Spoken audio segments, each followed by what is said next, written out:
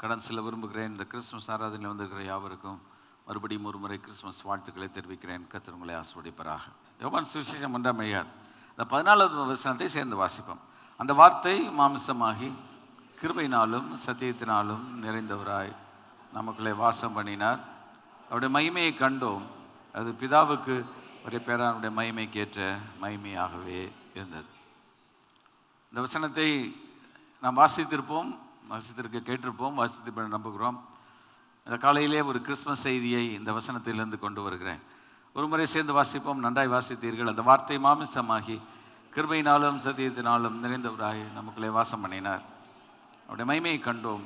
அது பிதாவுக்கு ஒரே பேனாருடைய மகிமைக்கேற்ற மகிமையாகவே இருந்தது. ஆமென். இயேசு கிறிஸ்துவின் பிறப்பை குறித்து யோவான் எழுதிய நற்செய்தி நூலிலே இயேசு கிறிஸ்துவினுடைய அன்பின் சீஷன் எழுதின ஒரு வார்த்தை இது. மத்தேயு, மார்க்கு, லூக்கா சுவிசேஷத்தை காட்டிலும் இது வித்தியாசமான ஒரு நற்செய்தி நூலாக இருக்கிறது. we call it as Johnian gospel.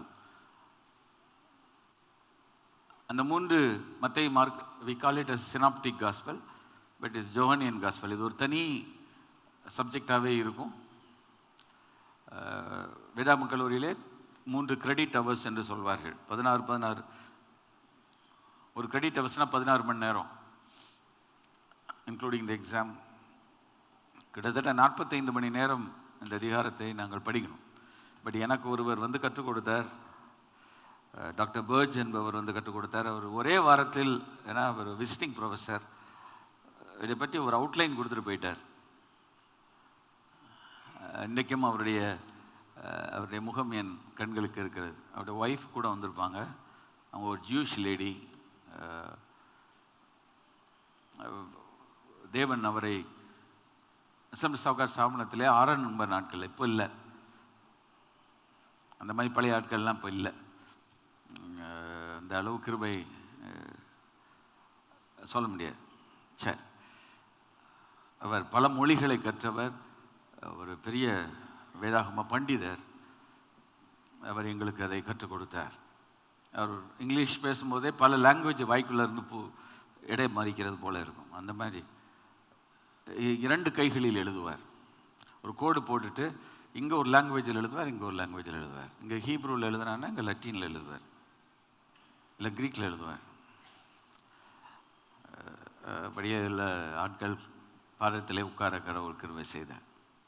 ஒவ்வொரு வகுப்புகளும் முடியும் பொழுது கண்ணீர் நிறைந்த நேரமாக இருக்கும், ஜெப வேளையாக இருக்கும். கர்த்தருடைய பரிசுத்த நாமத்துக்கு மகிமை உண்டாவதா. ஆகவே யோவான் சுவிசேஷத்தை நான் விரும்பி வாசித்தேன். அதை வேதாம கல்லூரிகளிலே கற்றுக் கொடுக்கும் நேரங்களிலே கற்றுக் கொடுக்க ஆண்டவர் எனக்கு கிருபை செய்தார். ஆனால் எங்களுக்கு very short period of teaching. But நாங்கள் வாசித்து கற்றுக்கொண்டு அறிந்தோம். யோவான் சுவிசேஷத்தை இந்த இடத்தில் வந்திருக்கிறவர்கள் நீங்கள் வாசித்திருக்கிறீர்களா? வேதாகமத்தினுள்ள மிக முக்கியமான ஒரு புத்தகம். எல்லா புத்தகமே, ஆனால் இது எளிமையான வார்த்தையாக இருந்தாலும் இதை புரிந்து கொள்வது சற்று சிரமம் உண்டு. ஆனால் வாசிக்க கற்றுத்தல் கேட்போமானால் ஆண்டவர் நம்ம கற்றுக் கொடுப்பார். கிறிஸ்மஸை குறித்து ஒரு வார்த்தை இருக்கிற, அந்த வார்த்தை மாமிசமாகி கிருபையினாலும் சத்தியத்தினாலும் நிறைந்தவராய் நமக்குள்ளே வாசம் பண்ணினார். We saw his glory, we beheld his glory. அவருடைய மகிமையை கண்டோம். இன்றைக்கும் உங்களோடு கூட இந்த கிறிஸ்மஸ் செய்தியை அந்த ஒரு வார்த்தையை மாத்திரம் கேப்ஷனில் வைத்து பேச விரும்புகிறேன். அவருடைய மகிமையை கண்டோம். We saw his glory. அது யாருடைய மகிமை? என்ன மகிமை? கிறிஸ்மஸிலே அவருடைய மகிமையை கண்டோம் என்று நாம் இங்கே வாசிக்கிறோம். கிறிஸ்மஸ் என்று சொல்லும் பொழுது இன்றைக்கு உலகம் முழுவதும் கிறிஸ்மஸை கொண்டாடினாலும் எத்தனை பேர் அந்த கிறிஸ்து யார் என்பதை குறித்து அதை அறிய முற்படுகிறார்கள் என்பது ஒரு கேள்விக்குரிய. இந்த நாளில் நம்முடைய செய்தியினுடைய தலைப்பு, யார் இந்த இயேசு? யார் இந்த இயேசு கிறிஸ்து? Who is this Jesus Christ? யார் இந்த இயேசு கிறிஸ்து? இயேசுவினிடத்தில் பலமுறை கேட்கப்பட்ட கேள்வி, நீ யார் என்று கேட்டார்கள்.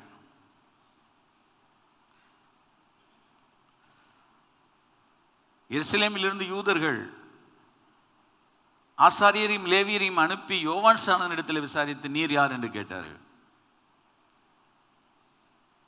ஆனால் அவன் சொன்னான், I am not Jesus Christ.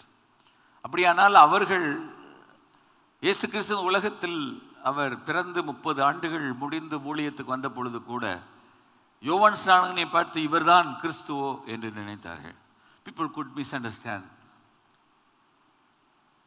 நம்மை கூட சில நேரத்தில் இவர் தானா என்று கேட்கக்கூடிய நிலைமையில் இருக்கும். டிவியில் ஒரு சின்ன ஒரு காரியம் நான் பார்த்தேன். சச்சின் டெண்டுல்கரை போய் இன்னொருவரை பார்த்து நீங்கள் தான் என்று அவர் கேட்பார். அப்போ அங்கே சொன்ன Sachin your taxi is ready என்று சொன்னவுடன் இவர் வேறொருவர் என்ன அவரோட செல்ஃபி எடுக்கணும்னு பார்க்குறாரு. என்னன்னு பார்த்தா கண்ணில் புரை. ஸோ வாசனை கேர் பண்ணுறதுக்கு ஒரு அட்வர்டைஸ்மெண்ட், இந்த மாதிரி எத்தனையோ வேறு ஒரு அட்வர்டைஸ்மெண்ட் இந்த விஷயங்களை சொல்லி ஆட்களை அழைக்கிறார்கள். இயேசுவும் அழைக்கிறார், இவர்களும் அழைக்கிறார்கள், இப்படியும் அழைக்கிறார். சரி, நம்ம சில நேரத்தில் சிலர் இவர் தான் நினைப்போம். அன்றைக்கு இயேசுவையும் அதே போல தான் நினைத்தார்கள். இயேசுவை அன்றைக்கும் காட்டி கொடுப்பதற்கு ஒரு ஆள் தேவைப்பட்டது. ஸோ அவங்க இன்டெலிஜென்ட்டாக யாரை பண்ணாங்கன்னா இயேசு கிறிஸ்துவோட கூட இருந்த ஒரு ஆளையே பிடிச்சாங்க. ஸோ கில்லாடிக்கு கில்லாடிகள் புரியுதா? பரிசேயர் நல்லவர்கள் கிடையாது. நானும் அவள் யாரும் நல்லவர்கள் என்று நினைத்தீர்களா ஏமாந்து போவீர்கள். இன்றைக்கும் கிறிஸ்தவத்திலும் நிறைய பரிசேயர் சதுசேயர் கூட்டம் இருக்கிறது. We have to be very, very careful. யார் இந்த இயேசு கிறிஸ்து? Who is this Jesus? இந்த வார்த்தை அவருடைய மகிமையை கண்டோம். இயேசு கிறிஸ்துவனுடைய ஒரு மகிமை இயேசு கிறிஸ்துவனுடைய பிறப்போடு கூட அடையாளப்படுத்தப்பட்டுள்ளது. இந்த காலை வேளையிலே இந்த இயேசு கிறிஸ்துவை நான் அறிந்திருக்க வேண்டும். இரண்டாவது, அறிய வேண்டிய பிரகாரமாய் நான் அறிய வேண்டும். பிலிப்பியர் நிருபத்தில் அப்போஸ்தலனாகிய பவுல் எழுதும் பொழுது that I may know him, நான் அவரை அறிய வேண்டும் என்று சொல்கிறான். நான் அவரை அறிய வேண்டும் என்றால் அவருடைய பாடுகளின் ஐக்கியத்தில் பங்கு கொண்டு ஒரு உயிர்த்தெழுதலின் வல்லமை அறிய வேண்டும். Without the cross and the crucifixion of Jesus, no one can know the power of the resurrection power of Jesus Christ. இயேசு கிறிஸ்துவின் உயிர்த்தெழுந்த வல்லமையை அறிவதற்கு கிறிஸ்துவனுடைய சிலுவையின் பாடுகளின் வழியாக சென்றாக வேண்டும். இன்றைக்கு அநேகருக்கு இயேசு கிறிஸ்துவின் உயிர்த்தெழுதல் தேவை, ஆனால் பாடுகளுக்குள் ஐக்கியப்படுவதற்கு விருப்பம் இல்லை, அதற்கு அர்ப்பணம் இல்லை. ஆனால் சபை அதை வலியுறுத்தியாக வேண்டும், கிறிஸ்தவம் அதை போதித்தாக வேண்டும், மக்கள் அதை கடைப்பிடித்தாக வேண்டும். அப்பொழுதுதான் வாழ்க்கையில் வல்லமை இருக்குமே ஒழிய, வார்த்தையில் சாராம்சம் இருக்குமே ஒழிய, மற்றபடி எந்த விதமான ஒரு தாக்கத்தையும் யாருக்குள் ஒரு நாளும் ஏற்படுத்தி விட போவதில்லை. இந்த கிறிஸ்துமஸ் ஆராதனையில் வந்திருக்கிற நமக்குள் ஆண்டவரே உம்மை எனக்கு வெளிப்படுத்தி தாரும், என்னை வெளிப்படுத்தி காண்பியும் என்ற ஒரு தேடல் இருக்குமானால், Lord Jesus, you reveal yourself to me. I celebrate Christmas for many, many years. After I was born, I was taken into the church. I was in Sunday school, I was in youth meeting, I was in the church. I heard about the preaching of the Christmas messages. Heard about it. கேட்டிருக்கிறேன். ஆனால் do I know Jesus personally?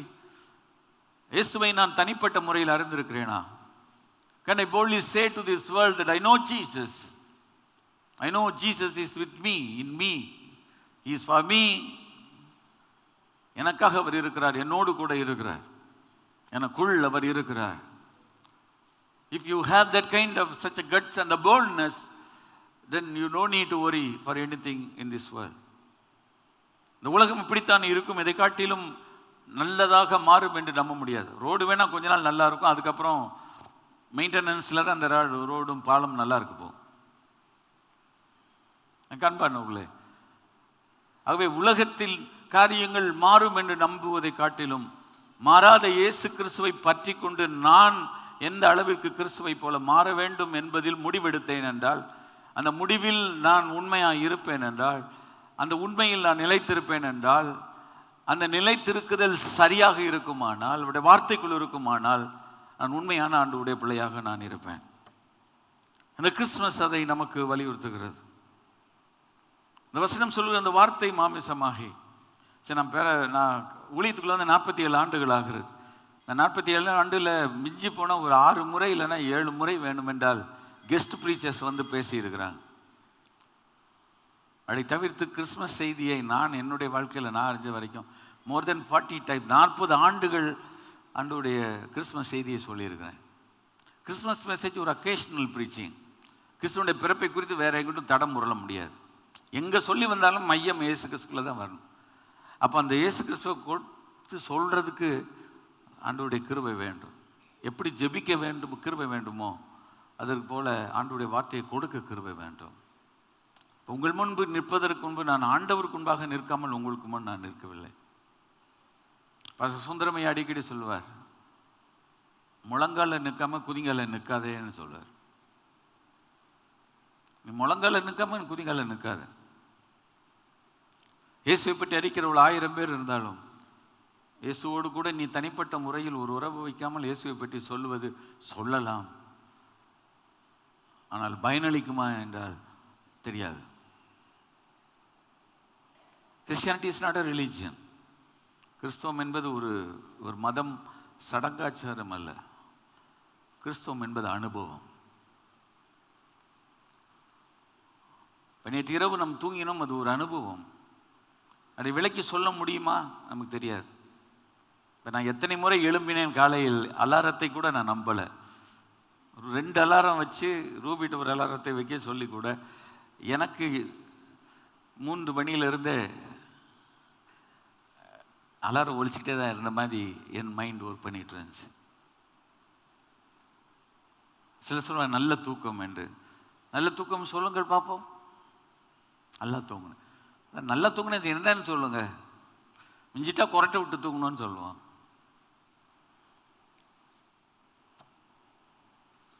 கிறிஸ்தவம் என்பது ஒரு அனுபவம். உம்மோடு இருப்பது தான் என் உள்ளத்தின் வாஞ்சை ஐயா, உம் சித்தம் செய்வதுதான் என் இதயத்தின் ஏக்கம் ஐயா. ஃபாதர் இந்த பாட்டை லேசாக எழுதியிருப்பார் நினைக்கிறீர்களோ? இல்லை. உம்மோடு இருப்பது தான் என் உள்ளத்தின் வாஞ்சை. மாணவனது நீரோடைகளை வாஞ்சித்து கதறுவது போல் தேவனே என் ஆத்மா உம்மை வாஞ்சித்து கதறுகிறது. தேவனே அதிகாலமே உம்மை தேடுகிறேன். வறண்டதும் விடாய்த்ததும் தண்ணீரற்றதுமான நிலத்தில் என் ஆத்மா உண்மையில் தாகமாயிருக்கிறது. நான் எப்பொழுதும் இடத்தில் உம்முடைய சன்னிதானத்தில் வந்து நிற்பேன். அதுதான் ஒரு உண்மை கிறிஸ்தவனுடைய உள்ளத்தின் ஆழத்தில் இருக்கும் வாஞ்சை. போட்டு அதான் நான் எவ்வளோ செய்தி நான் இங்கே சொல்லுகிறதை காட்டிலும் ஆண்டவர் என் மனதிலே கொண்டு வருகிற வார்த்தைகளை சொல்லி ஜெபம் செய்வதே பாக்கியம் என்று கருதுகிறேன். அவருடைய மகிமையை கண்டோம். திருவிவிலியத்தில் என்ன போட்டிருக்கிறது என்றால், அந்த வார்த்தை மாமிசமானது என்று சொல்லியிருக்கிறது. இன்னொரு வார்த்தையிலே சொல்ல போனால் கடவுள் மனிதனானார். கடவுள் மனிதனானார். கிறிஸ்மஸிலே நாம் கவனிக்க வேண்டிய ஒன்று, கடவுள் மனிதனானார். God became man. How it is possible? Have ever we made a thought of it? கடவுள் எப்படி மனிதனாக முடியும்? கடவுள் கடவுள் தான் என்று சொல்வார்கள். ஒரு காலத்தை கடந்தவர், ஜெகஜோதியானவர், ஒருவரும் சேரக்கூடாத ஒளிநடத்தில் வாசம் பண்ணுகிறவர், அவர் முற்றிலும் பரிசுத்தமானவர். அவருடைய தன்மைகளை விவரிக்க வார்த்தைகள் இல்லை. போட்டு அந்த கடவுள் இந்த உலகத்தில் மனிதனாக வரவேண்டியது அவசியம். மனிதனானார். இறைவன் மனிதனானார். இன்னொரு வார்த்தையை சொல்வார், காணக்கூடாத இறைவன் நாம் காணக்கூடிய நிலைமையில் காணப்பட்டார். அதுதான் இயேசு கிறிஸ்து. தேவனை ஒருவனும் ஒரு காலம் கண்டது இல்லை. No man has ever seen God. பிதாவின் மடியில் இருக்கிற ஒரே பேரான குமாரனே, the only begotten son, அவரை வெளிப்படுத்தினார். கடவுளை நான் பார்க்க இயேசுவை பார்த்து ஆக வேண்டும். அதுதான் கடவுளை என்னால் பார்க்க முடியுமா? பார்க்க வேண்டும் என்ற வாஞ்சை இருந்தாலும் இருதயத்தில் சுத்தமுள்ளவர்கள் பாக்கியவான்கள், அவர்கள் தேவனை தரிசிப்பார்கள் என்று இயேசு மலைப்பிரசங்கத்தில் சொன்னார். எபிரேயரிலே சொல்லியிருக்கிறார், பரிசுத்தம் இல்லாமல் ஒருவனும் தேவனை காண முடியாது என்று சொன்னார். அப்படியானால் it's very difficult to see God, very difficult to go near to him. அப்படியானால் அந்த கடவுளை நான் யார் மூலமாய் காண முடியும் என்றால் இயேசுவின் மூலமாகத்தான். ஆகவே இயேசு கிறிஸ்துவுடைய பிறப்பு தான் நம்மை கடவுள் அண்டையில் நடத்துகிறது. இயேசுடைய பிறப்பு தான் தேவனை பற்றி அரிய அறிவுக்குள் நம்மை நடத்துகிறது. ஒரு ஆசானை போல, ஒரு உபாத்தியாயை போல, ஒரு ஆசிரியரை போல, பாடம் கற்பிப்பது போல பிதாவாகிய தேவனை இந்த உலகத்திலே காண்பிக்க இயேசு வந்தார். அந்த வார்த்தை மனிதரானார், நம்மிடையே குடிகொண்டார். அவருடைய மாட்சிமையை நாங்கள் கண்டோம். அவருடைய மகிமை என்ற வார்த்தை, மகிமை, த க்ளோரி என்ற வார்த்தை நிறைய பேர் கிறிஸ்தவர் உச்சரிப்பார்கள். உலக மக்களுக்கு அந்த வார்த்தை தெரியாது. அவங்களோட போய் கேட்டு பாருங்க, கோன் சி த டிக்ஷனரி, அதுலேயே சரியா சொல்லப்படலை.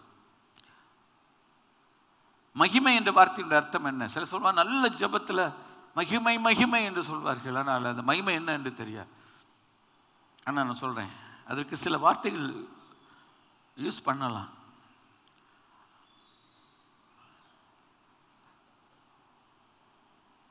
மகிமை என்ற வார்த்தைக்கு எபிரேய மொழியில ஷக்கேனா என்ற வார்த்தை இருக்கிறது. ஷக்கேனா. ஆனால் the word ஷக்கேனா does not appear in the scripture. ஷக்கேனா glory என்று சொல்வார்கள்.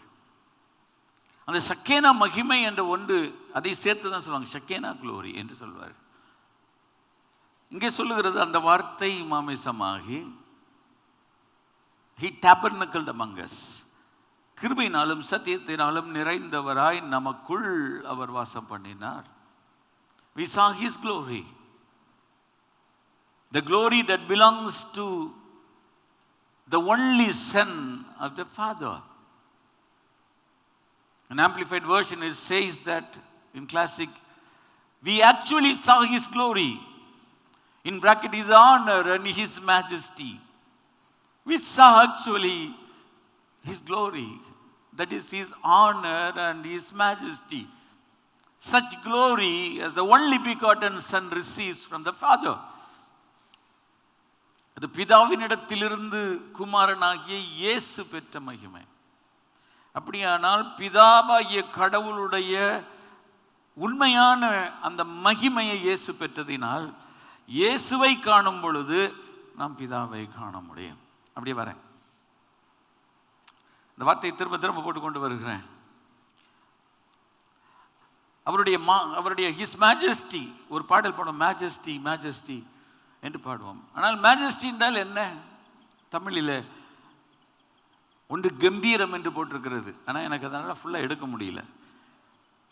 அவருடைய மாட்சிமை, அதுக்கு என்ன வார்த்தை? தமிழ் பண்டிட் தான் தெரியும். மாட்சி, மகத்துவம்.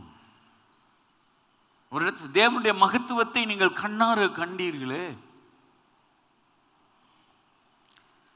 எனக்கு அன்பான தேவனுடைய பிள்ளைகளே, இயேசு கிறிஸ்துவை இந்த உலகத்திலே நீங்களும் நானும் காண்பதற்கு கிறிஸ்துமஸ் என்ற ஒரு நாளை தேவன் நமக்கு தந்திருக்கிறார் என்றால் அது எவ்வளவு பாக்கியம் அல்லவா?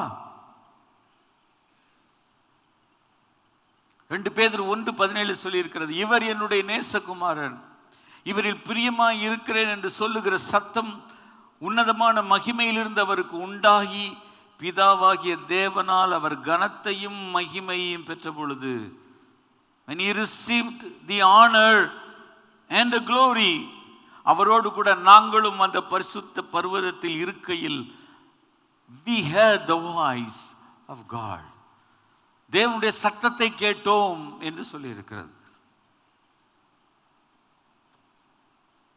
வானத்திலிருந்து பிறந்த அந்த சத்தத்தை கேட்டோம். In plural it says that. அப்படி என்றால் இயேசுவை பிதாவாகியவன் சொல்லும்போது, இவர் என்னுடைய நேசகுமாரன், இவரில் பிரியமாய் இருக்கிறேன், இவருக்கு செவி கொடுங்கள் என்று பிதாவாகிய தேவன் வானத்திலிருந்து. ஆனால் ஆண்டவரை பார்க்க முடியல, தேவனை ஒருவனும் ஒரு காலம் காண முடியாது. அதான் மறுரூப மலை என்று சொல்வார்கள், டிரான்ஸ்பிகரேஷன் மவுண்ட். இன்றைக்கும் இஸ்ரவேலிலே இருக்கிறது. நம்முடைய சபையிலும் ஒரு சிலர் அந்த இடத்தை நாம் விசிட் பண்ணியிருக்கிறோம் என்று நம்புகிறேன். அந்த மலைக்கு தான் இயேசு அடிக்கடி ஜெபிக்க போனார். ஆனால் நம்ம நினைக்கிற மாதிரி இது ஒரு சாதாரணமான இத்தினோண்டு ஒரு 200-300 அடி இல்லை. எவ்வளவு தூரம் போகணும் என்றால் அவ்வளோ உயரம். அவ்வளவு உயரமான இடத்திற்கு அவர் எங்கே போனான்னு தெரியல. அங்கே இருக்கும்போது தான் பிதாவுடைய சத்தத்தை அவர்கள் கேட்டார்கள். இன்றைக்கு அந்த இடத்தை பார்க்கும்போது நமக்கு மயிர் கூச்சரிகிறது. Because the place that God spoke, He identified Jesus Christ. இயேசு கிறிஸ்துவை அடையாளப்படுத்தி காண்பித்தார். 3 பேர் இருக்கிறார்கள். பேதுரு, யாக்கோபு, யோவான் 3 பேர் இருக்கிறார்கள். அதே நேரத்தில் யோவானும் மோசேயும் எலியாவும் அந்த இடத்துல நிற்கிறாங்க. மைட்டி. அந்த சேப்பலில் மோசையினுடைய படம் இருக்கிறது. ஆர்ட் கிளாஸில் எலியாவுடைய ஆர்ட் கிளாஸ் இருக்குது. எனக்கு அன்பான தேவனுடைய பிள்ளைகளை, இயேசுவை அவர் நின்ற இடத்தை பார்க்குறோமே, ஆனால் அவரனை என் வாழ்க்கையில் நான் பார்க்கணும். அதுதான் கிறிஸ்மஸ். அப்படி இல்லாவிட்டால் என்னுடைய கிறிஸ்மஸினுடைய எந்த விதமான அலங்காரமோ, என்னுடைய வெளிச்சமோ, என்னுடைய உடையோ, நான் சாப்பிடுகிற உணவோ, நான் உடுத்தி கொள்ளுகிற வஸ்திரமோ, அதெல்லாம் இயேசு கிறிஸ்துவனுடைய மகிமைக்கு ஈடாக முடியாது. இயேசுவையுடைய மகிமையை நான் பார்க்கணும். நான் சொன்னேன், இயேசு கிறிஸ்துவை நம்ம பார்க்கணும்னா இந்த காலையில் உங்களோடு கூட சில காரியங்களை சொல்லி ஜெபிக்க விரும்புகிறேன். பாஸ்டர், மகிமைன்னா என்ன பாஸ்டர்? ஸ்கிரிப்சர்லேயே இல்லையே ஷெக்கேனா குளோரின்னு சொல்கிறாங்க. 3 உதாரணங்களை நான் சொல்ல விரும்புகிறேன். ரைட்டா? இதை கிறிஸ்தவர்களும் யூதர்களும் எப்படி அதை பயன்படுத்துகிறார்கள் என்றால், to describe the visible divine presence of God. யூதர்களும் கிறிஸ்தவர்களும் மாத்திரம் உபயோகப்படுத்துகிறார்கள் ஷெக்கேனா என்ற வார்த்தை. அதனுடைய அர்த்தம் the visible divine presence of God, காணக்கூடிய தெய்வீக பிரசன்னம். சில இடத்துல நம்ம சொல்றோம்ல, சிலர் ஜெபிக்கும் பொழுது, சிலர் ஒரு இடத்திற்குள் வரும் பொழுது, சில பரிசுத்தவான்களுடைய சமூகத்தில் நாம் போகும் பொழுது நம்மை அறியாமல் நமக்கு ஒரு நடுக்கம் உண்டாகிறது, நம்மை அறியாமல் நம்முடைய கண்களில் கண்ணீர் வடிகிறது, நமக்குள் ஒரு அதிர்ச்சி வருகிறது. என்ன அந்த தேவனுடைய பிரசன்னம் என்பதில் வேதம் சொல்லுகிறது, அவருடைய பிரசன்னத்தில் பர்வதங்கள் கூட மெழுகு போல உருகிட்டு என்று சொல்லப்பட்டிருக்கிறது. அவ்வளவு கடினமான ஸ்டோன் உருகுது என்றால் ஒரு மனிதனுடைய இருதயம் உருக முடியும். ஆனால் அந்த கல்லான இருதயம் உருகுகிறதா? ஆகவேதான் வேதத்தில் கல்லான இருதயத்தை எடுத்து போட்டு சதையான இருதயத்தை எனக்கு தார். If any man be in Christ, he is a new creation. New creation, புது சிருஷ்டி. கல்லான இருதயம் உடையவன் கடவுளுடைய பிள்ளையா இருக்கவே முடியாது. ஒரு கல் இருதயம் படைத்தவன் தான் கிறிஸ்தவன் என்று பெயரை சூட்டினாலும் அது இயேசு கிறிஸ்து ஒரு நாளும் ஏற்றுக்கொள்ளவே மாட்டார். ஒரு மனிதனை குறித்து இருக்கிறது, அவன் மரித்து போனப்போ அவருடைய இருதயம் கல்லானது என்று சொல்லப்பட்டிருக்கிறது. அவன் இருதயம், அவன் செத்து, அவன் இருதயம் கல்லானது. நம்முடைய வாழ்க்கையில் ஒரு நாளும் கல்லான இருதயமாக இருக்கக்கூடாது. நம்முடைய இருதயம் இயேசு கிறிஸ்துவின் இருதயத்தை போல மெழுகு போன்ற இருதயமாக இருக்க வேண்டும். The Bible says when he saw the multitude, he moved with compassion. அவர் திரளான ஜனங்களை கண்ட பொழுது அவர் மனதுருகிறார். அது அடி வயிற்றிலிருந்து வரக்கூடிய ஒரு உணர்வு, அது ஆத்மாவும் ஆவியும் சம்பந்தப்பட்ட ஒரு நிலை. மேய்ப்பின் இல்லாத ஒரு ஆடுகளை போல் இருக்கிறார்கள் என்ற நிலை வந்தபோது இயேசு அவர்களை கண்டு மனதுருகினார். ஒரு தேவன மனிதன் ஆண்டவரிடத்தில் 3 அடையாளங்களை கேட்டான். அதில் ஒரு அடையாளம் என்ன? உம்முடைய மனதுருக்கம் எனக்கு தேவை என்று. இந்த கிறிஸ்துமஸ் நாளில் ஆண்டவரே என்ற இருதயத்தை அந்த இருதயமாய் கொண்டு வரும். தன் பாவங்களற கழுவப்பட்டவன், சுத்திகரிக்கப்பட்டவன் என்று சொல்லுகிறவனுடைய இருதயம் கல்லாக இருக்கிற வரைக்கும் ஆண்டவர் அந்த இடத்தில் குடிகொள்ள மாட்டார். நம்முடைய இருதயத்தை அவர் காண்கிறார். மனிதன் முகத்தை பார்க்கிறார், ஆண்டவர் இருதயத்தை பார்க்கிறார். ஆண்டவரே, இந்த நாளிலே என்னுடைய இருதயத்தை அப்படி மாற்றும் இயேசு சுவாமி. என் கல்லான இருதயத்தை எடுத்து போட்டு எனக்கு ஒரு சதையான இருதயத்தை தார். இந்த இடத்தை விட்டு நான் போவதற்கு முன்பு என்னுடைய இருதயம் ஒரு கல்லான இருதயமாக, கடினமான இருதயமாக, முரட்டாட்டம் உள்ள மனிதனாய், நான் ரஃப் அண்ட் டஃபா இருந்தா என்னை மாற்றிருங்க ஆண்டவரே. அப்படி மாத்தாம நான் ஒரு புது வருடத்தில் பிரவேசிப்பது என்பது எனக்கு உகந்ததாய் தெரியல, உமக்கும் அது நல்லதாக தெரியவில்லை என்று சொல்லுவோம். Christmas is something that Jesus lives in us. நமக்குள்ள அந்த தேவனுடைய பிரசன்னம் இருக்கிறதா? இப்போ நம்ம ஒரு இடத்துக்கு வரும்போது ஏன் நம்ம ஒரு அன்னெசரி ஆர்கியூமெண்ட்ல ஈடுபடுறது இல்லை தெரியுமா? ஏன் ஒரு வாக்குவாதத்துக்குள் ஈடுபடுகிறது இல்லை தெரியுமா? நம்ம சொல்லுவோம் உடனே, see the presence of God will go. ஏன் ஜெபித்த பிறகு நாம் தேவையில்லாத வார்த்தைகளை பேசக்கூடாது, அந்த கிருபையை நாம் போக்கடித்து விடக்கூடாது ஏன் சொல்லுகிறோம் என்றால், தேவன் அதை நம்ம கிருபையாக தந்திருக்கின்ற அந்த பிரசன்னத்தை நாம் இழந்து போகக்கூடாது. மோசே சொன்னான், உன்னுடைய பிரசன்னம் எனக்கு முன்பாக கொண்டு வராவிட்டால் என்னை இந்த இடத்தை விட்டு ஒரு இன்ச் கூட நகர்த்த வேண்டாம் என்று சொன்னேன். உன்னுடைய பிரசன்னம் எனக்கு முன்னால் போனா நான் போய் என்ன புண்ணியம்? இந்த கிறிஸ்துமஸ் ஆண்டுடைய பிரசன்னத்தை நமக்கு வலியுறுத்துகிறது. நான் சொன்ன 3 உதாரணங்கள். ஒன்று யாத்திராகமத்தின் புஸ்தகத்தில் இருக்கிறது 3ஆம் அதிகாரத்தில் மோசே பார்க்கிறான், இந்த வனாந்தரத்தில் முச்செடி பற்றி எரிகின்றது. சுருக்கமாக சொல்லிட்டு போறேன். அந்த முச்செடியை பார்த்த உடனே அந்த அற்புத காட்சியை நான் பார்ப்பேன் என்று கிட்ட போகிறான். ஏனென்றால் முச்செடி எரிகிறது, ஆனால் அணைந்து போகவில்லை. முச்செடி எரிகிறது, ஆனால் அது அவிந்து சாம்பலாகவில்லை. எத்தனையோ முறை ஆண்டுகள் 40 ஆண்டுகள் வனாந்தரத்திருந்த அவனுக்கு அந்த காட்சி அவனை மெய்மறக்க செய்தது. அவன் ஆச்சரியப்படுறான். அதனாலதான் இந்த அற்புத காட்சியை நான் பார்க்கட்டும் என்று நெருங்கி வருகிறான். தேவன் அதை மேல இருந்து பார்க்கிறார். அங்கிருந்து சொல்லுகிறார், மோசே மோசே என்று கூப்பிடுகிறார். முதன் முறையாக அவருடைய வாழ்க்கையில் இந்த வானத்தையும் பூமியையும் படைத்த தெய்வத்தினுடைய சத்தத்தை அவன் கேட்கிறார். மோசே மோசே, இங்கே கிட்டி சேராயாக, உன் பாதரட்சியை கலட்டி போடு, இது பரிசுத்த பூமி என்று அவர் சொல்கிறார். எரிகிற முச்செடியை பார்க்கிறார், சத்தத்தை கேட்கிறார். ஒரு என்னை நோக்கி கூப்பிட வேண்டும் என்றால் அவர் பக்கத்தில் தானே இருக்க வேண்டும். இல்லை, அவர் வானத்திலிருந்து கூப்பிடுகிறார். அந்த அதிகாரம் முழுவதையும் வாசித்து பாருங்கள். கிட்டத்தட்ட 22 வசனம் தேவன் மோசையோடு கூட டைரக்டாகி பேசினது. He spoke directly to Moses. But he couldn't see God, his face. அவருடைய முகத்தை காண முடியவில்லை. தேவனை ஒருவனும் ஒரு காலம் கண்டதில்லை.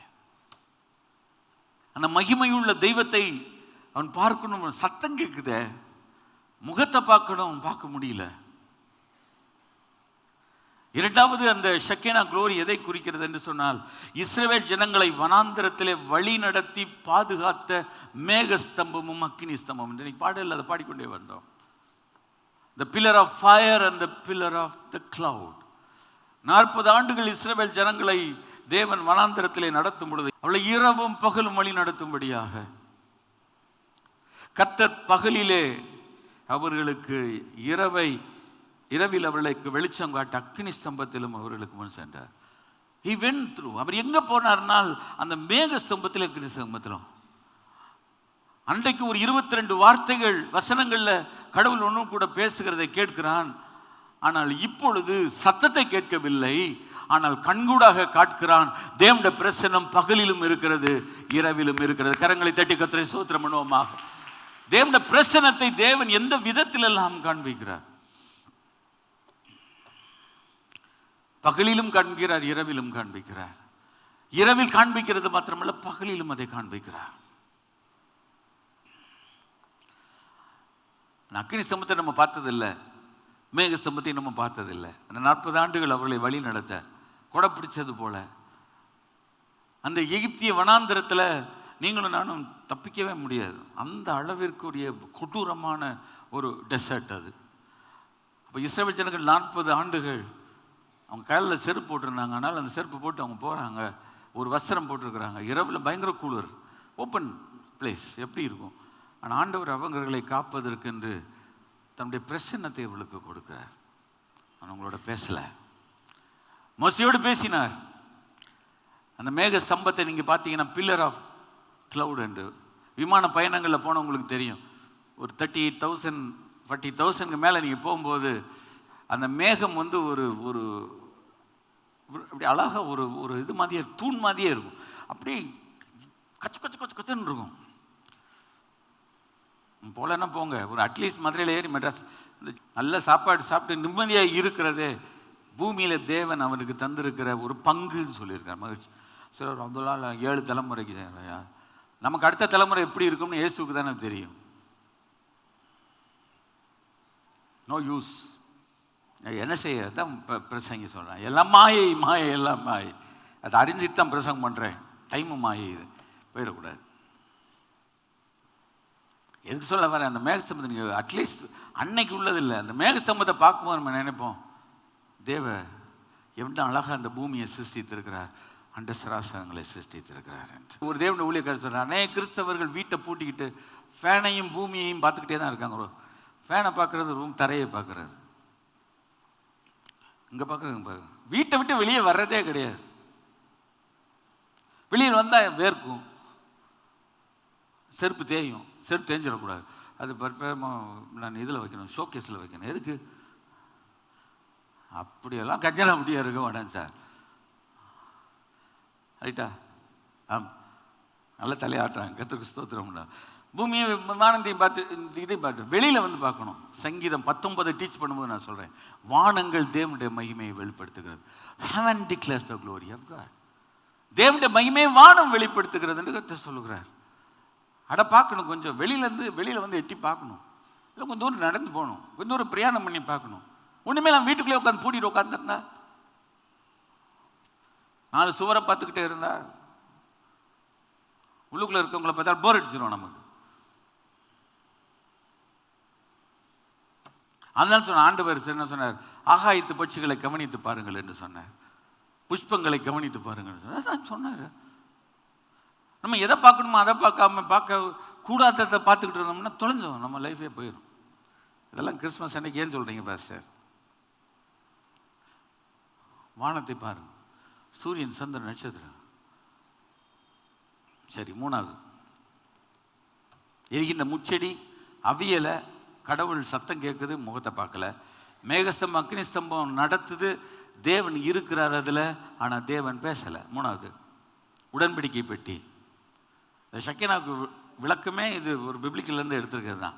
உடன்படிக்கை பெட்டியின் மேல் கிருபாசனம் இருக்கிறது.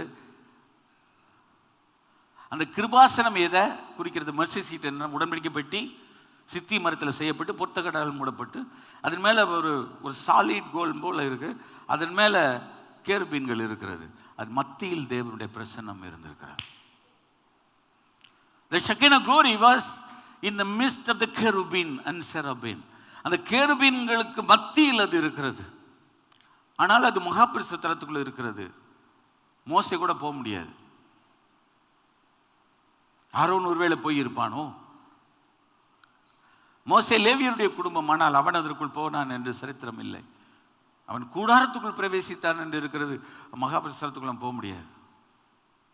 அதனாலதான் தாவீது சொல்லுகிறான், தேவனுடைய ஆலயத்தை கட்ட விருப்பம் இருந்தது, சேனைகளை கட்டாவே நம்முடைய வாசஸ்தலங்கள் எவ்வளவு இன்பமானவைகள் என்று சொல்லிவிட்டு சொல்லுகிறான், ஆண்டவரே 1000 நாளை பார்க்கில் நம்முடைய பிரகாரங்களில் செல்லும் ஒரு நாள் நல்லது, அகாமிய கூடாரத்தில் வாசமாயிருப்பதை பாட்டு. என் தேவனுடைய வாசல் படியில படிக்கட்டில் உட்கார்ந்தா கூட அந்த பாக்கியம் எனக்கு கிடைத்தா கூட போதும் என்று சொல்லுகிறான். தாவீது பொருள் சேர்த்தான், எல்லா திட்டங்களை தீட்டினான், வாஞ்சித்தான். ஆனால் அவனால் கட்ட தேவன் அவனுடைய உரிமையை மறுத்தார். அவனுடைய வேண்டுதலுக்கு ஆண்டவர் செவி கொடுக்கவில்லை. God was very strict because you shed lot of blood.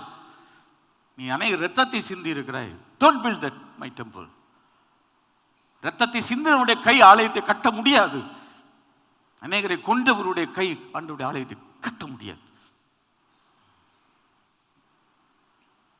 தேவன் பரிசுத்தமானவர், தேவன் நீதி உள்ளவர், தேவன் உண்மை உள்ளவர்.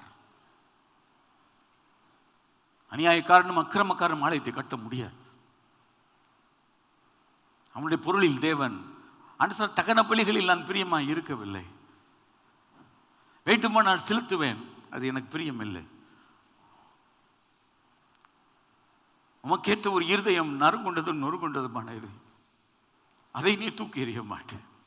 நம்முடைய இருதயம் அப்படி இருக்குமானால் அதுதான் தேவனுக்கு பிரியமான ஒரு இருதயம். Make a change of heart this morning.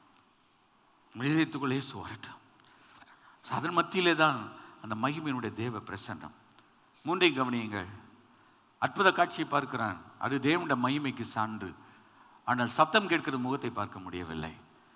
அவர் மேகஸ்தம்பத்திலும் அக்கினி ஸ்தம்பத்திலும் போகிறார், ஆனால் கடவுளுடைய முகம் தெரியவில்லை, பேசவும் இல்லை. ஜனங்கள் சொல்றாங்க, நீங்க பேசாது, நீங்க பேசுறாங்க செத்து போவோம், மோசே கேட்டுட்டு வரட்டும் என்று அவளை சீனாய் மலையிலே தள்ளி விட்டார்கள். இப்போ இதெல்லாம் எதை குறிக்கணும்? ஒரு பயமா இருக்குல்ல, அதுதான் ஆண்டவர். தேவன் என்றால் அன்புள்ளவர் ஒரு பக்கம், ஆனால் அவர் பட்சிக்கிற அக்கினியா இருக்கிறார். அவர் பயங்கரமானவர். தேவன் என்றால் பயங்கரமானவர். அதனாலதான் ஆண்டவருடைய சமூகத்தில் வரும்போது இட்ஸ் ஆஃபுல் பிரசன்ஸ்.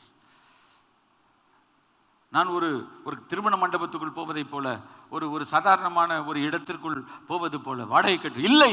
தேவனுடைய ஆலயம் என்பது அது சிறிதானாலும் பெரிதானாலும், 50 பேர் உட்கார்ந்தா 100 பேர் 200 பேர் 1000 பேர் உட்கார்ந்தாலும் அது தேவனுக்கென்று அது பிரதிஷ்டை செய்யப்பட்டிருக்குமானால் தேவன் அந்த இடத்தில் இருக்கிறார், தேவனுடைய பிரசன்னம் அந்த இடத்துல இருக்கிறது. அந்த உணர்வோடு ஒரு தேவனுடைய பிள்ளை வரும் பொழுதுதான் நம் தேவனுடைய மகிமையை பார்க்க முடியும். மோசே பார்க்க முடியலையே. அதனால தான் அவன் யாத்திரையாமத்தில் ஒரு வார்த்தை சொல்கிறான். செய்தி பகுதி கடைசிக்குள்ளே வந்து கொண்டிருக்கிறான். அவன் பார்த்தான், கடவுளே அம்மா பார்க்க முடியலையே, எனக்கு ஏதாவது ஒரு வழி பண்ண மாட்டீரா? உன் சத்தத்தை கேட்குறேன், பார்க்க முடியல, உங்களுடைய கிரியை பார்க்குறேன், ஆனால் உம்மை பார்க்க முடியல. நீர் எனக்கும் காட்ட மாட்டேன்று, ஜனங்களுக்கும் காட்ட மாட்டேன்று. எனக்கு யாத்திரை மத்தியில் பாருங்க 18 வசனம், உங்களுடைய மகிமையை எனக்கு காண்பீர் சொன்னார். நம்ம பார்க்கணும் உங்களுடைய மகிமை என்பதால் God himself, அவரே தான், தேவனே தான்.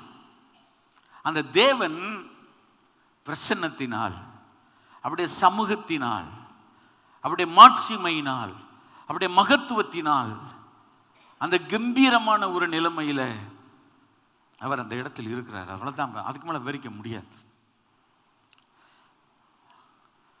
மோசே கேட்கிற, ஆண்டவரே உம்முடைய மகிமை எனக்கு காண்பி. என்னோட அர்த்தம் என்னன்னா, உம்முடைய முகத்தை எனக்கு காண்பியும் என்ற அர்த்தம். என்ன? அடுத்த வசனம் படிங்க. மோசே நீ கேட்டுட்ட, 20ஆம் வசனத்துல, நீ முகத்தை பார்க்க முடியாது. நீ கேட்கிறடா, நீ பார்க்க முடியாது. ஏன்? அவன்கிட்ட டைரக்டா சொல்ல மாட்டேன்றார். எந்த மனுஷன் என்னை கண்டு உயிரோடு இருக்க முடியாதுன்றார். ரொம்ப ரொம்ப டிப்ளமேட்டிக்கா அவர் பேசுறார். அதாவது நீ பார்த்தா செத்து போவேன்னு சொன்ன மோசே ரொம்ப வருத்தப்பட்டுருவான். உமக்காக தானே நான் 80 ஆண்டுகள் இந்த பாடுபட்டுட்டு இப்பவும் ஒரு 40 நாள் நாயா பாடுபடுறேன். ஆண்டவரே படாத பாடுபடுறேன் இந்த ஜனங்களை வழி நடத்த. நான் என்ன இவங்களை பெத்தேனா, இவங்களை நான் சுமந்தேனா, இவங்களை சுமக்கிற ஒரு பெரிய தலைவலியை மண்டையை புழக்குது ஆண்டவரேன்னு கேட்குறான். தேவனுடைய ஜனங்களை வழி நடத்துவது கடினம். மெஷினை இயக்கிடலாம், மேனை இயக்கவே முடியாது. அது ஒரு காலம் அல்ல, இந்த காலத்தில் மனுஷனை இயக்கவே முடியாது. இயக்குனர்னு பேர் இருக்கும், டைரக்டர் சினிமாவுக்கு தான் இருக்கும். ஒன்றும் டைரக்ட்லாம் பண்ண முடியாது. கலக்க பாருன்னா மேக்க தான் பார்த்து நிற்பான். இப்படி கை வைனா அவன் இங்கிட்டு காட்டிக்கிட்டு இருப்பான். ரீல் தான் வேஸ்ட் ஆகும். மனுஷனுடைய இருதயம் அப்படி போயிடுச்சு. See, we live in a society where very difficult to survive in this world. ஏன்னா மனுஷனுக்குள்ள ஒரு பெருமை இருக்கு. ஒன்று படிப்பினால் வந்திருக்கு, இல்லைன்னா ஒரு தன்னுடைய வேலையினால் வந்திருக்கு, தன்னுடைய அறிவினால் வந்திருக்கிறது.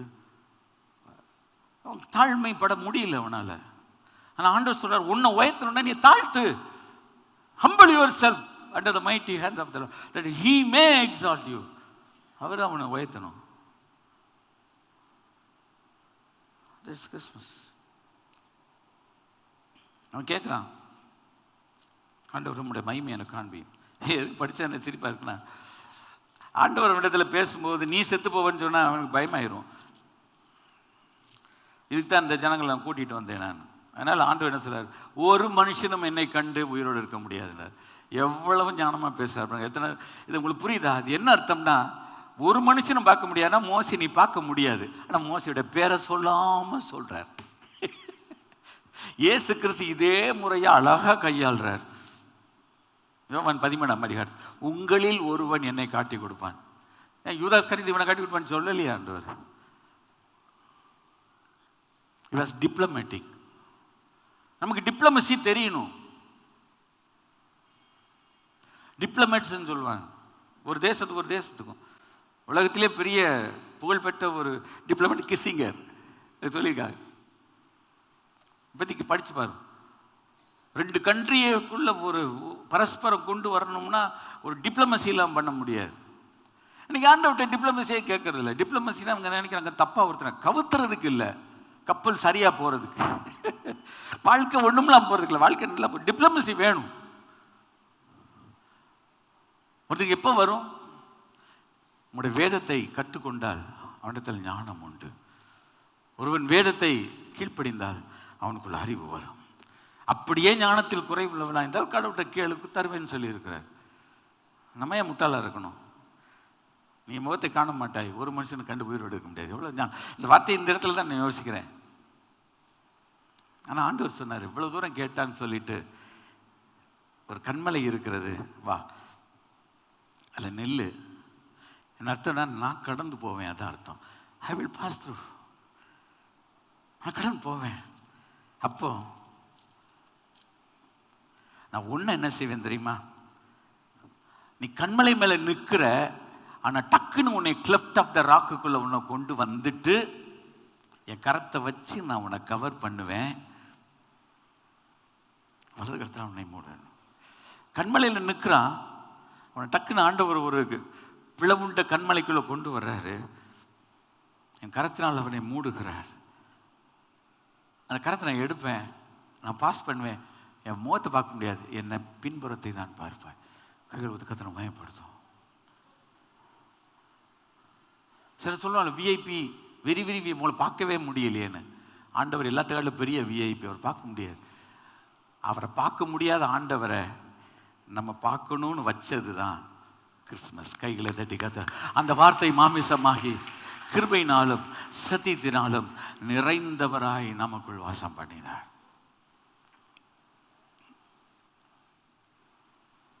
ஆண்டவர் பார்க்குறான், முழுசா பார்க்க முடியல, ஆனால் பின்புறத்தை பார்த்தா எனக்கு ஒரு திருப்தி. At least I saw the back of God. இன்றைக்கு ஆண்டவர் தன்னுடைய பின்புறத்தை நமக்கு காண்பிக்கவில்லை, அவருடைய முகத்தை இயேசு கிறிஸ்துவின் மூலமாக இந்த கிறிஸ்மஸ் நாட்களிலே நமக்கு காண்பிக்கிறார். எவ்வளோ பெரிய பாக்கியம் பெற்றவர்கள். தாவீதுடைய உள்ளத்தில் இருக்கிற வாஞ்சை. பைபிள் அப்படி நிறைய வசனங்களை நான் கோர்த்தேன். தாவீது சொல்லுகிறான், கர்த்தரிடத்தில் ஒன்றை நான் கேட்டேன், அதையே நாடுவேன். One thing that I asked of the Lord, that I will seek after. என்ன? நான் கர்த்தருடைய மகிமையை பார்க்கணும். நான் கடவுளை பார்க்கணும், அதான் அர்த்தம். கடவுளை மகிமையை பார்க்கணும், கடவுளை நான் பார்க்கணும். என் ஜீவனுள்ள நாளெல்லாம் நான் கடவுளுடைய ஆலயத்தில் வந்து உட்கார்ந்து கிடக்கணும், நம்மளை பார்க்கணுன்ட்டு. இந்த காலையிலே ஒரு மணி நேரம் 2 மணி நேரம் ஆராதனைக்கு வந்திருக்கிறேன். நாம் இந்த கடவுளை பார்க்கணுன்னு வந்திருக்கிறோமா? ஒரு பாடல், அருமையான பாடல் உண்டு. இயேசுவை நாம் எங்கே காணலாம், அவர் பேசுவதை எங்கே கேட்கலாம். பனி படர்ந்த மலையினிலோ அருவியில எங்க இருக்கிற ஆண்டவரே, நம்ம பார்த்தா போதும். ஒரு பக்தன் பாடுகிறான், இன்ப இயேசு ராஜாவை நான் பார்த்தால் போதும், அவரோடு கூட நான் வாழ்ந்தால் போதும். இயேசுவை நான் பார்த்தா போதும், அவர் கூட நான் வாழ்ந்தா போதும். இந்த உலக வாழ்க்கை என்ன பெரிய வாழ்க்கை? இந்த உலக வாழ்க்கையினுடைய மேன்மை என்ன பெரிய மேன்மை? இந்த உலக வாழ்க்கையினுடைய சம்பத்தும் ஐஸ்வர்யம் ஆஸ்தியும் என்ன? காண்கிற எல்லாம் அழிந்து போகும், ஆனால் காணாத ஒன்று, காணப்படுகிறவைகளே அல்ல, காணப்படாதவைகளை நோக்கி இருக்கிற போது நமக்கு அதிசீக்கிரத்தில் லேசான இந்த உபத்திரவம் மிகுந்த கன மகிமையை நமக்கு உண்டாக்குகிறது.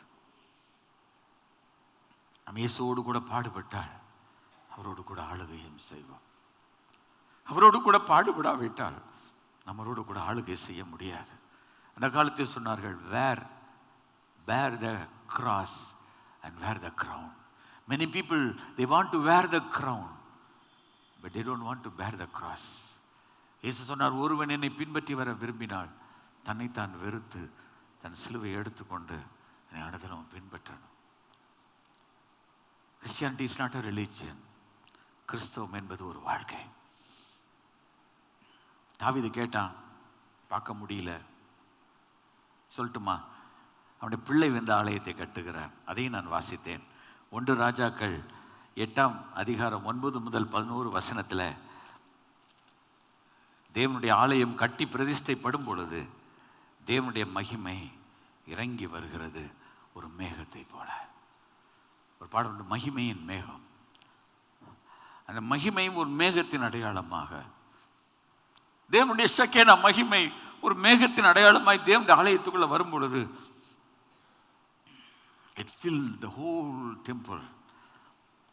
The Bible says because of the cloud or because of the glory of God, because of God himself, they couldn't stand in their presence, and the glory, Shekinah of glory was filling the temple.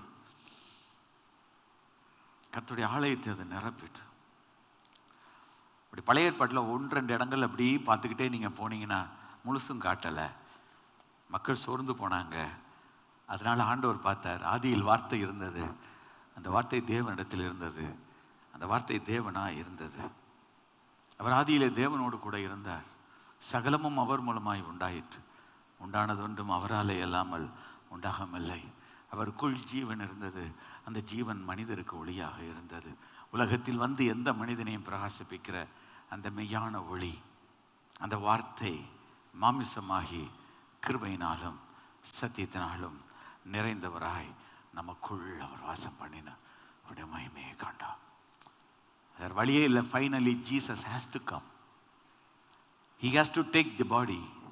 ஒரு சரீரத்தை ஆயத்தம் பண்ணினீர் என்று சொன்னது போல, பிள்ளைகள் மாம்சத்தையும் இரத்தத்தையும் உடையவர்களாக இருக்க அவரும் அவர்களைப் போல் மாம்சத்தையும் இரத்தத்தையும் உடையவனார். நம்மை போல இந்த சரீரத்தை எடுத்துக்கொண்டு, எனக்கு நேரம் இல்லை, ஜெபம் பண்ணி உங்களை அனுப்ப விரும்புகிறேன். அந்த சரீரத்தோடு இந்த உலகத்தில் அவர் வேலை செய்தார். அவருடைய ஊழியத்தில் யோவான் 2ஆம் அதிகாரத்தில் 11ஆம் வசனம் சொல்லி இருக்கிறது, தண்ணீரை திராட்சரசமாக மாற்றி தன்னுடைய முதலாம் அற்புதத்தை செய்த போது பைபிள் சொல்லுகிறது, தம்முடைய மகிமையை அவர் வெளிப்படுத்தினார். He revealed his glory. Whose glory? God's glory came in the form of Jesus, dwelt among us. அவர் தொட்டார், நம்மோடு கூட உறவாடினார், பேசினார். இதைத்தான் யோவான் தன்னுடைய நிருபத்தில், முதலாம் நிருபத்தில் அவன் விசுவாசிகளுக்கு எழுதும் பொழுது மிக அழகாக எழுதுகிறான். இதை நான் என்னுடைய வேதாம் கல்லூரியிலே வரி வரியாய் போதித்திருக்கிறேன். முதல் வசனம், ஆதி முதல் இருந்ததும் நாங்கள் கேட்டதும், ஆதி முதல் இருந்ததும் நாங்கள் கேட்டதும், எங்கள் கண்களினால் கண்டதும், நாங்கள் நோக்கி பார்த்ததும். இந்த பரிசுத்த பருவத்தில் அப்படி நோக்கி பார்க்கிறாங்க. எங்கள் கைகளினால் தொட்டதுமாய் இருக்கிற அந்த 3.5 ஆண்டுகள் இயேசுவோடு கூட அண்ணன் தம்பியாய் பழகின அவர்கள் அந்த குருவை தொட்ட ஒவ்வொருவரும் குருவோடு கூட பழகி பழகி பழகி அவரை தொட்டதுமாய் இருக்கிற அந்த ஜீவ வார்த்தையை குறித்து உங்களுக்கு அறிவிக்கிறோம். அந்த ஜீவன் வெளிப்பட்டது, பிதாவின் இடத்தில் இருந்ததும் எங்களது வெளிப்பட்டதுமான அந்த நித்தியமாய் இருக்கிற அந்த வார்த்தையை, அந்த ஜீவனை கண்டு அதை குறித்து சாட்சி கொடுத்து உங்களுக்கு அறிவிக்கிறோம். நான் ருசித்து பார்த்து அந்த இயேசு உனக்கு அறிவிக்கிறேன். இந்த கிறிஸ்மஸ் இயேசுவை அறிவிக்கிற ஒரு நேரமாக இருக்கட்டும். வாசித்து முடிக்கிறேன். எழும்பி நிற்போம். மிக முக்கியமான ஒரு வார்த்தை, ஆனால் வீட்டில் போய் தியானிங்கள். எபிரேயர் 1 இந்த ஆக்கம் ரொம்ப அழகாக ஜீசஸ் அவர் வார்த்தையில் சொல்லிட்டு போயிட்டான். சொல்ல நேரம் இல்லை. பூர்வ காலங்களில் பங்கு பங்காக வகை வகையாக தீர்க்கதரிசிகள் மூலமாய் பிதாக்களுக்கு திருவளம் பற்றின தேவன், பிதாக்கள்னா முற்பிதாக்களாய் ஆபிரகாம், ஈசாக்கு, யாக்கோபு, மோசே, எலியா போன்ற பக்தர்களுக்கு அவர் திருவளம் பற்றின அந்த தேவன் இந்த கடைசி நாட்களில் குமாரன் மூலமாய் நமக்கு அவர் திருவளம் பற்றுகிறார். இயேசு மூலமாய் நம்மோடு கூட பேசுகிறார். அவர் தான் அந்த வார்த்தை. அந்த வார்த்தை தான் மாமிசமானது. அவர் தான் தேவனுடைய மகிமை. அந்த மகிமை தான் கர்த்தராக இருக்கிற இயேசு கிறிஸ்து. ஓடி வந்து கேட்கிறான். யோவான் 14ஆம் அதிகாரத்தில் ஒரு மனிதன் ஆண்டவரிடத்தில் வந்து கேட்கிறான். அவருடைய சீசனில், பிதாவை எனக்கு காண்பியும் என்று சொல்கிறான். பிதாவை எனக்கு காண்பி. இயேசு கிறிஸ்து போக வேண்டிய நேரம் வந்தது, போகிற வேலை வந்து விட்டது. ஆனால் பிலிப்பு கேட்கிற, ஆண்டவரே எங்களை பிதாவை எங்களுக்கு காண்பியும் என்று சொல்கிறார். ஆண்டவர் பார்த்து ஒரு வார்த்தை சொல்கிறார். 9ஆம் வசனத்தில் சொல்லி இருக்கிறது, பிலிப்புவே இவ்வளவு காலம் என் கூட இருந்து நீ என்னை தெரியலையா? என்னை கண்டவன் பிதாவை கண்டான். கையில் போய் சொல்லுவோம், என்னை கண்டவன் பிதாவை கண்டான். இயேசுவை பார்த்துட்டா போதும், கடவுளை பார்த்ததுக்கு சமானம். கடவுளை பார்க்கணுன்னு ஆசைப்படுறோம், நல்லது. அவருடைய சத்தத்தை கேட்கணும்னு நினைக்கிறோம், நல்லது. அவருடைய மகிமையை பார்க்கணும்னு நினைக்கிறோம், நல்லது. அவருடைய பிரசன்னத்தை வாஞ்சிக்கிறோம், நல்லது. அதுக்கு பிறகு தான் அவருடைய வல்லமையே. After the presence only the power of God. Some people அதை வேறு மாதிரி பவர் ஆஃப் காட்னு சக்தின்னு தெரிகிறான், இல்லைன்னா வல்லமைன்னு தெரிகிறான். இல்லை, அவருடைய பிரசன்னம் இல்லாமல் வல்லமை வர முடியாது. அவர் இல்லாமல் அவரிடத்துலேருந்து எப்படி வல்லமை வர முடியும்? அந்த பெண் சொல்கிறாளே, என்னிடத்திலிருந்து, இயேசு சொல்கிறார், வல்லமை என்னிடத்திலிருந்து புறப்பட்டது, நான் என் மூலமாய் தான் எல்லாம் வரணும். அதனால் இந்த இயேசுவை அறிகிறதுக்கு எவ்வளோ ட்ரை பண்ணுறோமோ, சார் என்னை கண்டவன் பிதாவை கண்டான். இந்த இயேசு எங்கே நாம் பார்க்கலாம்? இந்த வேதாகமத்தில் பார்க்கலாம். எழும்பி நின்று ஜெபம் பண்ணுவோம். இதை படிக்காமல், இதை வாசிக்காமல், மணிக்கணக்காக நேரம் செலவழிக்காமல், இதோட என் வாழ்க்கை ஒத்து போகாமல், என் வாழ்க்கை அமையாமல் நான் இயேசுவை செத்தாலும் பார்க்க முடியாது. பார்க்க முடியாது. இயேசு அவ்வளோ ஒரு ஷார்ட்கட்டில் கொண்டு வந்து, அப்படின்னா அந்த மோசைக்கு அன்னைக்கு காட்டிட்டு போயிருப்பார்ல. இந்த பாதைகளெல்லாம் கொண்டு வந்ததுக்கு காரணம், தேவன் ரொம்ப பெரியவர், ரொம்ப ரொம்ப பெரியவர். ஆனால் அந்த ரொம்ப பெரியவர் இயேசு மூலமாய் நம்ம அழகாக காட்டுறார். இந்த கிறிஸ்துமஸ் இயேசுவை அறியறதுக்கு நம்முடைய வாழ்க்கையை அதிகமாக ஒப்பு கொடுக்கட்டும். ஒப்பு கொடுக்கறதுனா என்ன? என் வாழ்க்கையை அவர் கையில் விட்டு தரணும். விட்டு தரணும்னா என்ன? நீ போதியும், நீ நடத்தும். நம்முடைய கண்ணை வைத்து எனக்கு ஆலோசனை சொல்லும். அநேகர் தேவன் தன்னை நடத்தணும்னு சொல்லுவாங்க, ஆனால் நடத்த விட மாட்டாங்க. இப்போ நம்ம கை யார் மேலே படும்போது சில நேரத்தில், இப்போ நான் பார்த்து நம்ம கை யார் மேலே பட்டால் நமக்கு ஒரு மாதிரி தட்டி விட்டுருவோம். நம்ம இயேசு எத்தனை நேரத்தில் தட்டி விட்டுருக்குறோம் இல்லை? இயேசு கிறிஸ்துப்பட்டவர், அவர் யாரையும் குத்துகிறவர் அல்ல. அவர் நொறுக்கப்பட்டவர், யாரையும் நொறுக்குகிறவர் அல்ல. அவர் உடைந்து போனவர், யாரையும் உடைக்கிறவர் அல்ல. என்னிடத்தில் வாருங்கள். நான் இந்த கிறிஸ்துமஸ் செய்தி இன்னைக்கு படிச்சு பார்த்தேன். அந்த இயேசுவை நான் பார்க்கணும், அவ்வளோதான். அவருடைய மகிமையை நாம் பார்க்கணும். இந்த இடத்த விட்டு போகும்போது அநேகர் சொல்லுவாங்க, நான் உனக்கு போதித்து அந்த வசனத்தை சொல்லுவாங்க. போதிக்கிறதுக்கு இடம் கொடுக்குறோமா? நீ நடக்க வேண்டிய வழி எனக்கு காட்டு தட்டி விட்டுட்டு அதெல்லாம் வேணாம், எனக்கு என் வழியில் நான் போகிறேன், நான் நினச்சது தான். சரி, நான் பிடிச்ச முயலுக்கு 3 கால்னுவான். அவனை எவன் திருத்த முடியும்? எவனாலையும் திருத்த முடியாது. கர்த்தர் ஒருத்தரால் மாற்ற முடியும். அவர் எப்படி பிடிக்கணும்னு தெரியும் அவருக்கு. சிலர் பிடிப்பார், சிலர் பிடிக்கவே மாட்டார். அப்படியெல்லாம் நம்ம ஆண்டு விட்டவன் ரஃப் அண்ட் டஃபெல்லாம் நம்ம இருக்கக்கூடாது. அவருடைய பிரசன்னத்தில் பர்வதங்கள் மெழுகு போல. அதனால் இப்பெல்லாம் அதிகமாக என் கண்ணில் கண்ணீர் வரக்கூடாதுன்னு ஜெபம் பண்ணிட்டு வரேன். என்னை அறியாமல் வருது. நான் இப்பெல்லாம் என் கண்ணில் இப்போ எமோஷனலே ஆகக்கூடாதுன்னு தான் நான் ஜெபம் பண்ணிட்டு வரேன். ஆனால் அவருடைய பிரசன்னத்தை உணரும் பொழுது, அவருடைய அன்பை பேசும்போது என்னால் கண்ணீர் விடாமல் இருக்க முடியல. ஜீசஸ். ஒரு அருமையான பாடல் இருக்கிறது. இதோ மனிதரின் மத்தியில் வாசம் செய்பவரே, எங்கள் நடுவினிலே. ஏன் நினைக்கிறேன்? இதோ மனிதரின் மத்தியில். கோயம்புத்தூர் பாஸ்டர் பாடுவார்ல, அவர் தான்.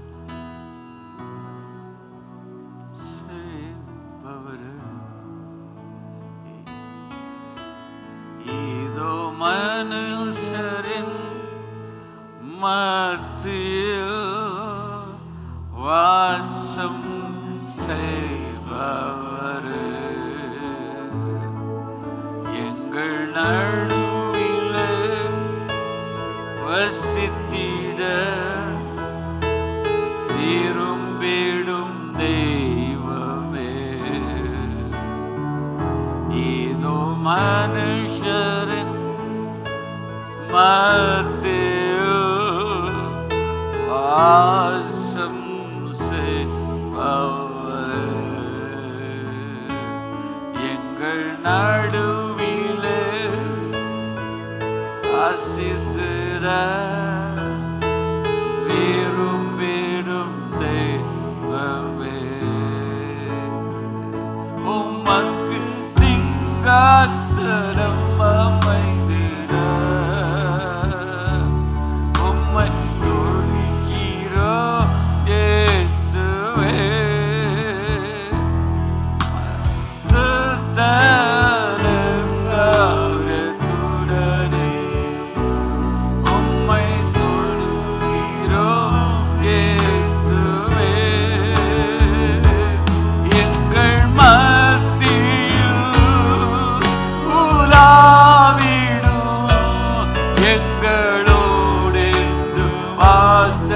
செய்யும். கண்களை மூடி எல்லாரும் கைகளை எங்கள் மத்தியில் உலாவிடும் எங்களோடு வாசம் செய்யும். மறுபடியும் ஒரு முறை சொல்லுவோம். எங்கள் மத்தியில் உலாவிடும் எங்களோடு வாசம் செய்யும். அவர் எங்கள் சபையில் உலாவிடும் எங்களோடு வாசம் செய்யும். எங்கள் வீட்டினில் உலாவிடும் எங்களோடு வாசம் செய்யும். கைகளை உயர்த்தினோடு எங்கள் நடுவிலே உலாவிடும் எங்களோடு வாசம் செய்யும்.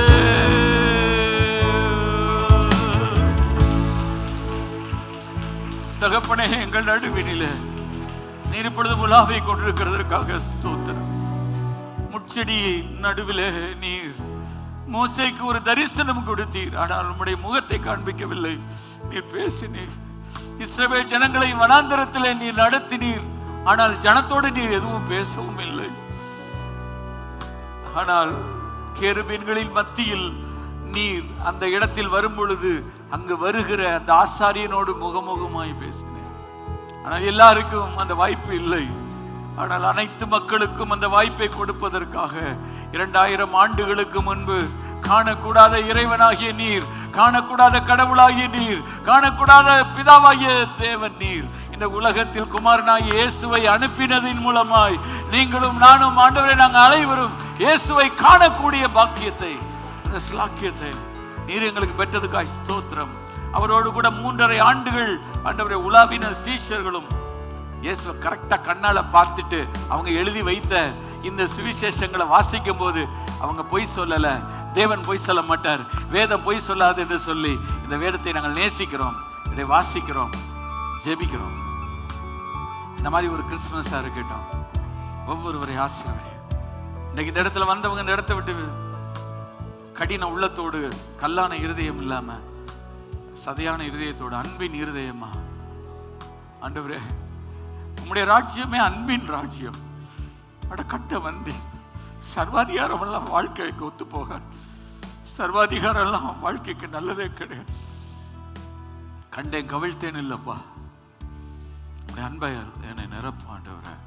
அப்படியே ஒரு நிமிட கரங்களை உயர்த்தி இயேசு கிறிஸ்துவின் அன்பு என்னை நிரப்பட்டும்.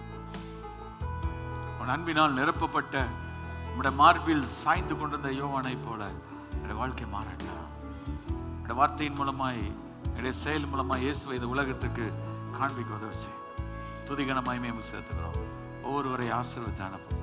உங்களுடைய தேவைகளை தந்து அனுப்பும். உங்களுடைய பிரச்சனைகளை மாற்றி அமைத்து அனுப்பும். இந்த இடத்தை விட்டு போகும் பொழுது இயேசு கிறிஸ்துவோடு கூட ஒரு உறவு, ஒரு நல்ல உறவை ஸ்தாபித்து செல்லட்டும். இதுவரைக்கும் கிறிஸ்துக்குள்ள வராதவங்க இன்றைக்கு இயேசுவை இதயத்தில் வா. என் சொந்த ரட்சகராய் ஆண்டவராய் ஏற்றுக்கொள்கிறேன். என் பாவங்களை மன்னியும். என் ஆண்டவரே, உண்மை என் சொந்த ரட்சகராய், அக்கிரமங்களை மன்னியும். உண்மை சொந்த ரட்சகராய் ஆண்டவராய் ஏற்று சொல்லட்டும். ஆண்டவரே, இன்றையிலிருந்து என்னுடைய வாழ்க்கை முற்றிலும் ஆண்டவரே மாறுபட்ட ஒரு வாழ்வு, ஒரு முற்றிலும் மாறுபட்ட வாழ்வாய் மாறட்டும். துதிகனமாய் மேம் சேர்த்துக்கிறோம். இயேசு நாமத்தை ஜெபிக்கிறோம். ஜீவன நல்ல பிதாவே, ஆமென். ஆத்மாவே கர்த்தரை ஸ்தோத்திரம். என் முழு உள்ளமையுடைய பரிசுத்த நாமத்தை ஸ்தோத்திரம். என் ஆத்மாவே கர்த்தரை ஸ்தோத்திரம். அவர் செய்த சகல உபகாரங்களை மறவாதே, ஆமென். இப்படி நம்முடைய கர்த்தராக இருக்க இயேசு கிறிஸ்துவின் கிருபை, பிதாவாகிய தேவனுடைய அன்பு, பரிசுத்த ஆவியானுடைய அந்யோன்ய ஐக்கியம், சந்தோஷம், சமாதானம் நம்ம இவரோடும் சகல பரிசுத்தமானவரோடும் அவருடைய வருகை பரியந்தம் இருப்பதாக, ஆமென். கர்த்தர் உன்னை ஆசீர்வதித்து உன்னை காக்க கடவர். கர்த்தர் தம்முடைய முகத்தை உன்மேல் பிரகாசிக்க பண்ணி உன்மேல் கிருபையாக இருக்க கடவர். கர்த்தர் தம்முடைய முகத்தை உன்மேல் பிரசன்னமாக்கி உனக்கு சமாதானம் கட்டளையிட கடவர். ஆமென். கர்த்தர் ஆசீர்வதிப்பார்.